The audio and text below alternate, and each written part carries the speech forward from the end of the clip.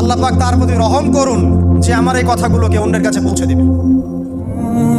নবীজির ভাষণ। এরপর নবীজি বলছেন, জেনে রাখো নিশ্চয়ই তোমাদের পরস্পরের, মুসলিমদের পরস্পরের সম্পদ, পরস্পরের রক্ত, পরস্পরের এই যে জান মাল ইজ্জত, এগুলো একে অপরের জন্য হারাম।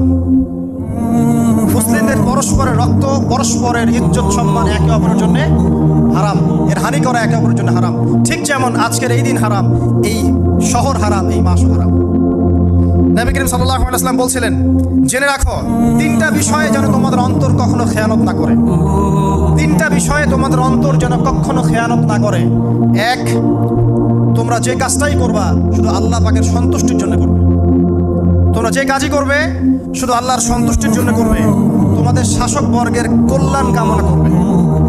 তোমাদের শাসক বর্গের কল্যাণ কামনা করবে। 3 নাম্বার, মুসলিমদের জামাতকে আঁকড়ে ধরে রাখবে। মুসলিমদের ইউনাইটেড কমিউনিটিকে আঁকড়ে ধরে থাকবে। এই 3টা বিষয় পালনের ক্ষেত্রে তোমাদের অন্তর যেন খেয়ানত না করে।